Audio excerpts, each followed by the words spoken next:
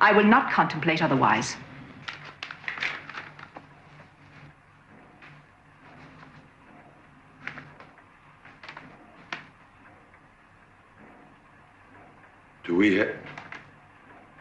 You have $1 million? Yes, and many times that. Hank!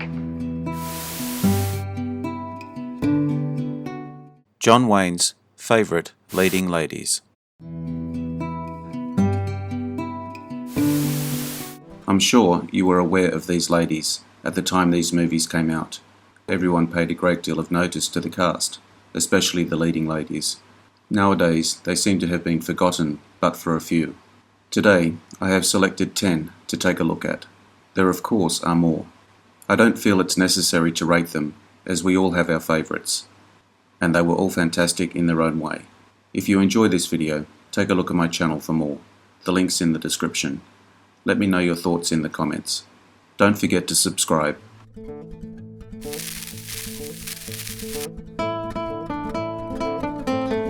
Lauren Bacall, The Shootist. Although Bacall doesn't get to play Wayne's love interest in The Shootist, she brings a quiet dignity to her role as a widowed mother attempting to keep her son, who's enthralled by being in the company of a renowned gunslinger on the straight and narrow. When you witness the scenes between Wayne and Bacall, they're so authentic, you forget you're watching a movie. Bacall's role in The Shootist has been underrated for too long, so it's time to put that right. Damn you. Damn you for the pain you've brought into this house.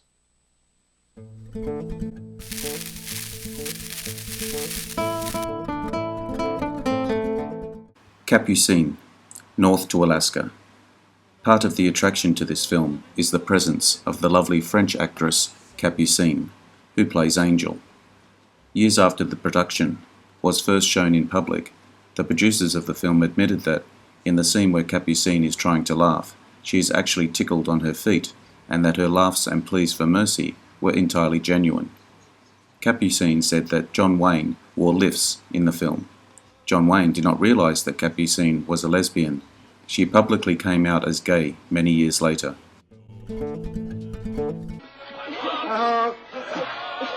Are you ticklish? No. You're not ticklish. No.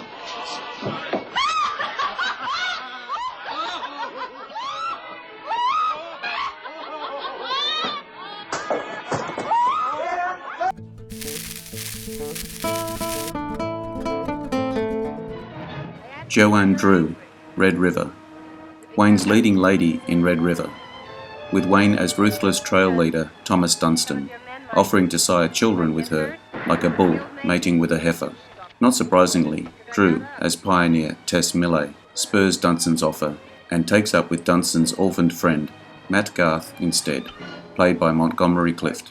A favourite scene in the film with Joanne Dru is when she gets pinned to a wagon by an arrow through the shoulder, but doesn't let on to anyone. A typical stoic woman if there was one. They really don't make them like that anymore. And you, Matthew Garth, getting your face all beat up and all bloody. You ought to see how silly you look.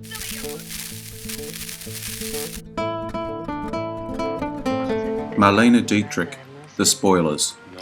It appears to be a matter of public record that Mr. Wayne and Miss Dietrich enjoyed a meaningful relationship for nigh on 3 years whilst Wayne was married to his first wife, Josephine Sands.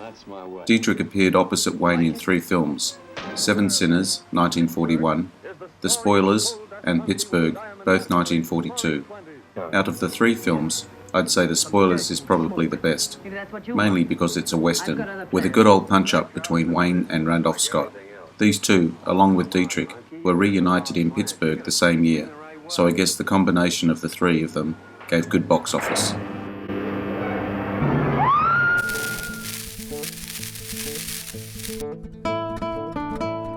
Claire Trevor, Stagecoach. Claire Trevor's turn as Lady of the Night, Dallas, in Stagecoach. She was the nominal star of the film. Is now somewhat overshadowed by the rising fame of her co-star, a certain John Wayne. That should not in any way diminish her performance in the film, as well as that of the other actors in Stagecoach, such as Thomas Mitchell, John Carradine, and Andy Devine. It's a great ensemble piece, with both Wayne and Trevor complementing each other very well. I gotta go to Lordsburg. Why don't you go to my ranch and wait for me?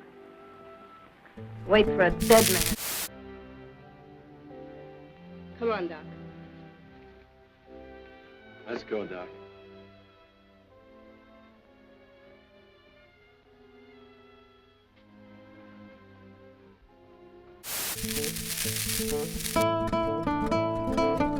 Gail Russell, Angel and the Bad Man, another rumoured off-screen partner of the Duke, appearing with him in both Angel and the Bad Man and Wake of the Red Witch. I've been waiting, knowing that someday I'd look out there and I'd see your ship sailing into the harbor. Waiting's over now. She comes across very well as the innocent Quaker's daughter in Angel, possessing the acting ability to indicate there was something not so innocent stirring beneath all the petticoats she sported, that if the Quaker elders had been aware of, would have probably had her thrown out of the movement. Gail Russell's personal life is probably the saddest of all, dying of alcoholism at the young age of 36.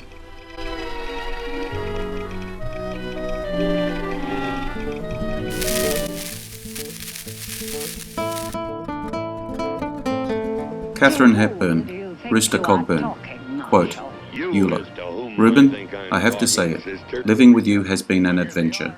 Any woman would relish for the rest of time. I look at you, with your burned out face and your big belly and your bear-like paws and your shining eye, and I have to say, you're a credit to the whole male sex, and I'm proud to have you for my friend. Rooster Cogburn. I'll be damned if she didn't get the last word in again. Well, State. No man alive likes to be called high-smelling and low. Linda Crystal, The Alamo, playing opposite Wayne in The Alamo, with 53-year-old Duke. Assuming I've got my sums right, literally over twice as old as she. For some strange reason, their on-screen relationship still appears to work, although the extended version of The Alamo strongly implies that their characters slept together, which then starts to strain credulity somewhat. Or maybe that's just a case of cinema envy on my I part. hope you can drive him. Angie Dickinson, Rio Bravo. Dickinson is rather too young to be Wayne's love interest in Rio Bravo. The disparity in age between Chance and Feathers doesn't seem to be too much of a problem. Howard Hawks often showcases strong female characters in his films. Lauren Bacall was only 20 when she appeared opposite Humphrey Bogart in To Have and Have Not, yet appeared to come across like a woman in her mid-30s. Hawks pulls off the same trick with Angie Dickinson in Rio Bravo. The relationship between her and Wayne a cause for celebration rather than a questionable liaison between an older man and a younger woman. What'd you have to say a thing like that for? Just when we get one thing settled, you have to go bring up another. You just don't make any sense.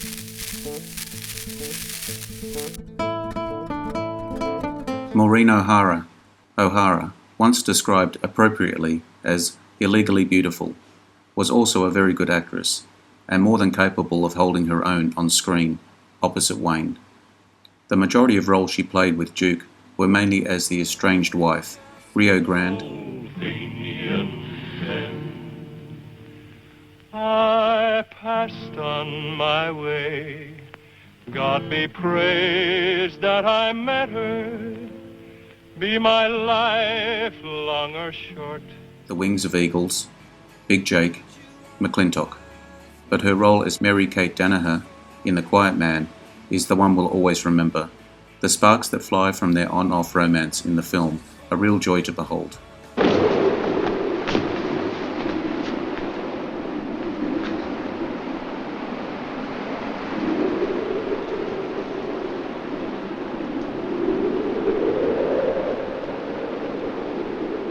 When she sadly passed away in 2015, at the grand old age of 95, she was one of the last surviving members of John Ford's eminent stock acting company.